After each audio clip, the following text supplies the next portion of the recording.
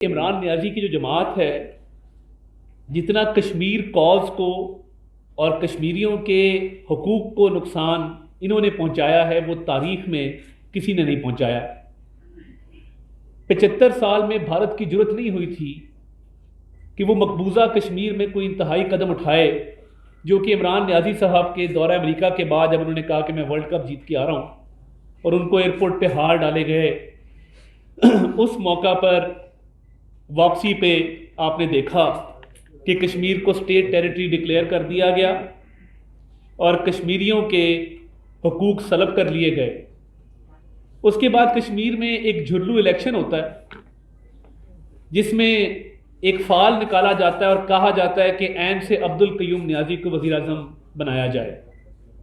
اس فعال کے نتیجے میں عین سے عبدالقیوم نیازی صاحب کو وزیر اعظم آزاد کشمیر عمران نیازی صاحب بنا دیتے ہیں، مگر وہ 9 مہینے وزیر اعظم اس لیے رہ پاتے ہیں کیونکہ سینٹورس کا مالک سردار تنویر الیاس، جو کہ سیاسی طور پہ ایک نامولود ہے، نابالغ ہے، وہ اپنے پیسے کے زور پہ کچھ تحفے تحائف بنی گالا بھجواتا ہے اور بولی لگاتا ہے وزارت عظمیٰ کی۔ آزاد کشمیر کی تاریخ میں پہلی دفعہ وزارت عظمیٰ کی بولی لگائی گئی ہے۔ کشمیری بڑے صاف ستھرے لوگ ہیں، ہمیشہ مڈل کلاس کی سیاست رہی ہے کشمیر کے اندر، اور آپس میں جو بھی اختلافات تھے ہمیشہ ایک عزت احترام کا رشتہ۔ اگر روایات سیکھنی ہے تو یہ روایات کشمیریوں سے لوگ سیکھا کرتے تھے کہ کس طریقے سے آزاد کشمیر میں روایات کی، بردباری کی، تحمل مزاجی کی سیاست ہوتی ہے۔ اس ایک شخص نے جب یہ نہ کبھی کاؤنسلر بنا نہ کبھی لوکل باڈیز کی سیاست کی، جب اس نے وزارت عظمیٰ خریدی عمران نیازی صاحب کو رشوت کا پیسہ دے کے، تو اس کے بعد کشمیر کی سیاست کا بھی وہی حال ہوا ہے جو پاکستان کی سیاست کا عمران نیازی صاحب کر رہے ہیں کہ سوسائٹی کو تقسیم کیا جا رہا ہے، لوگوں میں نفرت کے بیج بوئے جا رہے ہیں، نوجوان نسل کے ذہنوں کو زہر آلود کیا جا رہا ہے۔ تو یہ جب وزارت عظمیٰ آزاد کشمیر کی بولی لگی ہے اور ہائیسٹ بڈر کو وہ سیٹ عبدالقیوم نیازی کو ہٹا کے تو سردار تنویر الیاس کو دی گئی ہے، تو کشمیر کی سیاست کا بھی بیڑا غرق ہو گیا ہے۔ اب ایک اور پرابلم ہے، کل جو حرکت کی موصوف نے کہ وزیر اعظم کی تقریب کے دوران کھڑے ہو کے فورن ڈپلومیٹس بیٹھے تھے، فورن ڈگنیٹریز بیٹھے تھے، اور یہ کشمیر کا معاملہ تھا کہ موصوف نے کھڑے ہو کے تو تلخ کلامی شروع کر دی وزیر اعظم کے ساتھ۔ یہ صرف اس لیے تھا کہ کشمیر کے الیکشن میں جو شکست کا سامنا کرنا پڑا ہے اس خفت کو مٹانے کے لیے کہ اپنے لیڈر عمران نیازی کو میسج دیا جائے کہ الیکشن تو میں ہار گیا مگر شہباز شریف صاحب آئے تھے، وہاں میں نے بدتمیزی کر دی ہے، مجھے آپ شاباشی کا سرٹیفکیٹ دے دیں۔ ابھی جو سوشل میڈیا پہ فگر چلائے جا رہے ہیں، مجھے بتائیں نا، کیپٹل ہے مظفر آباد، دارالحکومت ہے، کیا مظفر آباد میں آپ ضلع کونسل کا چیئرمین بنا پائیں گے؟ کیا آپ مظفر آباد میں میئر کو الیکٹ کر پائیں گے؟ اس کا جواب ہے نہیں۔ آپ اپنی ہوم یو سی ہارے ہیں، آپ کشمیر میں جو مرضی کہتے رہیں، اتنی سیٹیں دکھا دیں، آپ 800 سیٹیں دکھا دیں، آپ کی بات ہم مان جاتے ہیں، مگر پی ڈی ایم کی جماعتوں کی مل کے سیٹیں آپ سے زیادہ ہیں۔ اور یہ جھوٹا بیانی ہے کہ جی ہماری سیٹیں بہت بڑھ گئی ہیں، پی ڈی ایم کی سیٹیں آپ سے زیادہ ہیں، جو سیٹس میٹر کرتی ہیں۔ اب یہ تو نہیں ہو سکتا نا کہ ایک شمال سے سیٹ پکڑی ایک جنوب سے پکڑی، ملا کے جی ہماری 2 سیٹیں ہو گئی ہیں، ایسے نہیں ہوتا۔ لوکل باڈیز کا ایک سسٹم ہوتا ہے کہ ایک ضلع کے اندر مخصوص نمبر کی سیٹیں ہوتی ہیں، جو وہ جیتتا ہے وہ ضلع کونسل کا چیئرمین بناتا ہے، وہ میئر بناتا ہے۔ تو جب مظفر آباد کا میئر ہی آپ کا نہیں ہے تو پھر یہ نوصر باز جس کا نام سردار تنویر الیاس ہے، جس نے عمران نیازی کو بھاری رقم دے کے وزارت عظمیٰ خریدی ہے اور عین سے عبدالقیوم نیازی کو فارغ کروایا ہے، تو اس کی کیا سٹینڈنگ رہ جاتی ہے؟ پوری دنیا میں کل کشمیر کاز کو ایک دھچکا لگا ہے کہ پاکستانی آپس میں لڑتے ہیں، کہ پاکستانی کشمیر میں بھی بیٹھیں گے آپس میں اختلاف کریں گے، ڈوب کے مر جانا چاہیے اس وزیر اعظم آزاد کشمیر تنویر الیاس کو۔ اس کا ایک اور پرابلم ہے، بھاری بھرکم رقم دے کے تو یہ وزیر اعظم الیکٹ ہو گیا، عمران نیازی صاحب اور ان کے اہل خانہ نے بنی گالہ میں نوٹوں سے بڑا بھرا بیگ بھی ریسیو کر لیا، مگر سیاسی تربیت نہیں ہے، سیاسی ٹریننگ نہیں ہے۔ ایک اور پرابلم تھا جس کے لیے وہ وزیر اعظم کو پریشرائز کرنا چاہتے تھے۔ میں برملا کہتا ہوں، آپ کی تاج ریزیڈینشیا ایک ادھر ہاؤسنگ سوسائٹی ہے تنویر الیاس کی اسلام آباد میں پشاور روڈ پہ، ایک آپ کا سینٹورس مال ہے، آپ چاہتے تھے کہ وزیر اعظم کو پریشرائز کر کے ان کا این او سی جاری کروایا جائے۔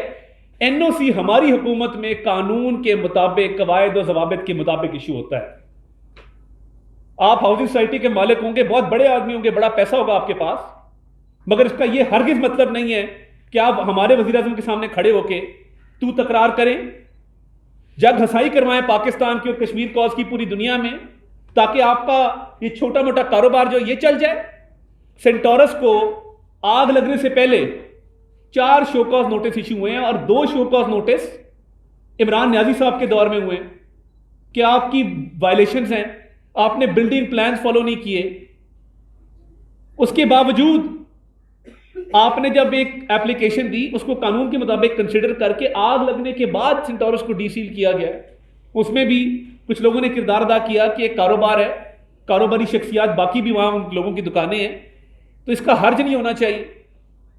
مگر آپ نے صرف یہ کہ آپ کو شو کاز نوٹس دیا سی ڈی اے نے، آپ بغیر این او سی کے ایک ہاؤسنگ سوسائٹی چلا رہے ہیں، 36 گھنٹے آپ سوتے ہیں، دفتر آپ ہفتے میں 3 دن جاتے ہیں، آپ کی ساری عادات عمران نیازی صاحب والی ہیں، اور آپ کی جرت کیسے ہوئی، آپ کی ہمت کیسے ہوئی کہ آپ وزیر اعظم شہباز شریف کے سامنے کھڑے ہو کے تو تکرار کر رہے ہیں؟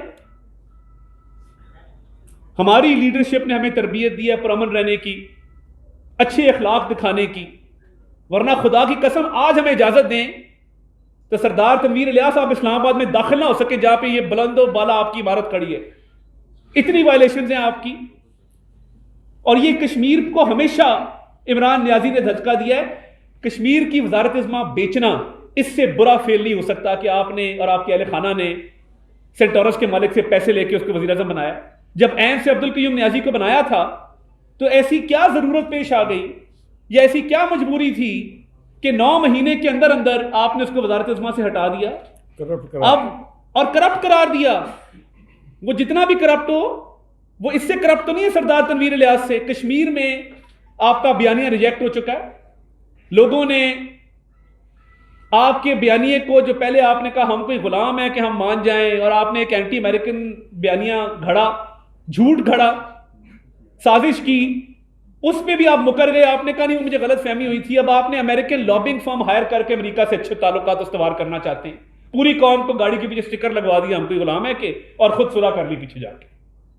پھر ایک اینٹی اسٹیبلشمنٹ بیانیہ گھڑا گیا، پھر آپ نے کہا نہیں وہ اسٹیبلشمنٹ نے رجیم چینج میں ان کا کوئی کردار نہیں ہے، وہ طریقے عدم اعتماد کو روک سکتے تھے مگر روکا نہیں۔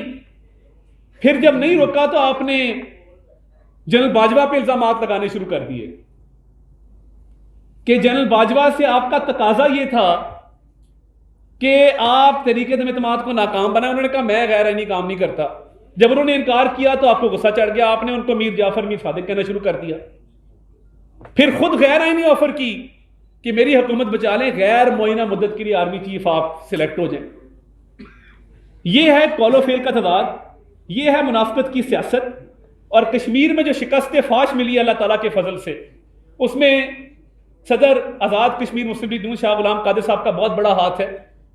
انہوں نے وہاں بڑی محنت کی ہے، اور کشمیر کے رزلٹ پہ جو ابہام ہے میں آج اس کو دور کرنا چاہتا ہوں، اور اس خفت کو مٹانے کے لیے، شکست کی خفت کو مٹانے کے لیے جو سردار تنویر الیاس نے مکروہ حرکت کی ہے اس کی مذمت کرتے ہیں، اور یہ احتجاجی تحریک چلے گی وزیر اعظم آزاد کشمیر کے خلاف کی اس قابل نہیں ہے۔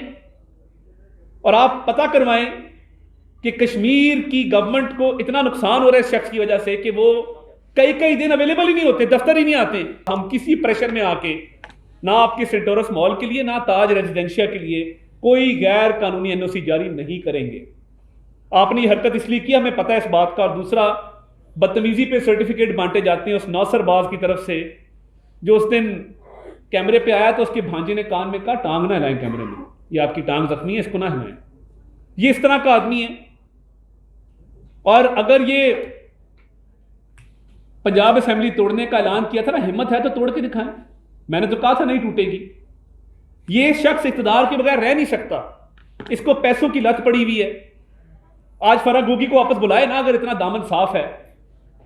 اور وہ جو گھڑی ہے وہ آپ ریٹین کر سکتے ہیں رولز کے مطابق، بیچ نہیں سکتے بازار میں جا کے کہ سعودی. آپ اندازہ کریں، یہ بات کرتے مجھے شرم آ رہی ہے کہ سعودی ولی عہد کا دیا گیا تحفہ، ایک مہنگا ایک قیمتی تحفہ پاکستان کی عزت کے لیے، وہ F6 کی دکان پہ بیچ دیا.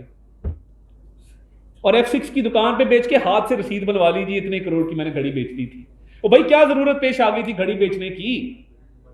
کوئی خدا خوفی ہے آپ میں کہ ایک سعودی ولی عہد کے تحفے کو آپ بیچ دیتے ہیں؟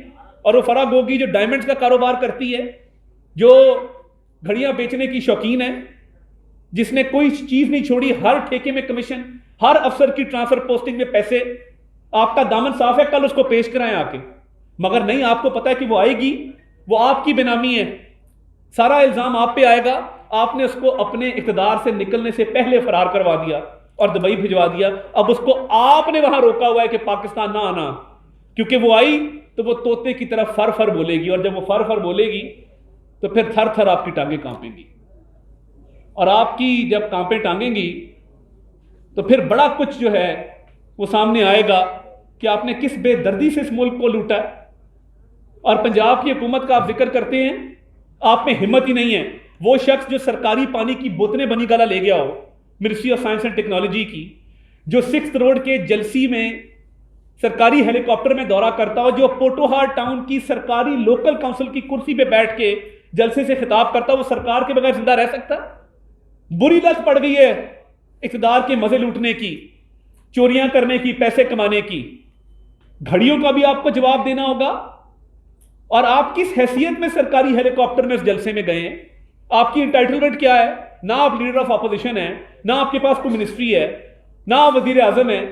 پنجاب کی عوام کا پیسہ جس سے فیول ڈلتا ہے اس ہیلی کاپٹر میں، آپ کو کس نے اجازت دی کہ آپ وہ شہنشاہ کی طرح پنجاب حکومت کے سرکاری ہیلی کاپٹر میں 6 روڈ راولپنڈی کا دورہ کر رہے ہیں؟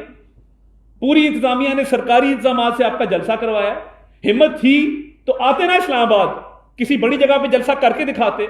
مگر آپ کو بھی پتا ہے کہ آپ کا بیانیہ دن بدن ناکام ہو رہا ہے. جتنے جھوٹ آپ نے بول دیے ہیں، جتنا پروپیگنڈا آپ نے اس ملک میں کر دیا ہے، آپ کو پتا ہے کہ آپ کا جھوٹ اب چلنے والا نہیں ہے.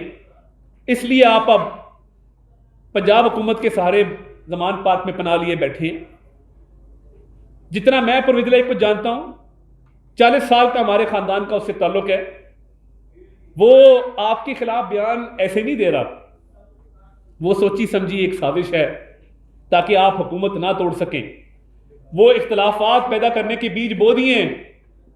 ہمت ہے ہم تو مقابلہ کریں گے، ہم جمہوری لوگ ہیں، ہم نہیں چاہتے کہ کوئی بھی اسمبلی اپنی آئینی مدت کی تکمیل سے پہلے تحلیل ہو. مگر اگر آپ میں ہمت ہے تو آپ توڑ کے دکھائیں. آپ کا یہ جھوٹ بھی انشاءاللہ لوگوں کے سامنے ایکسپوز ہوگا کہ آپ حکومتوں کے بغیر نہ سانس لے سکتے ہیں نہ زندہ رہ سکتے ہیں.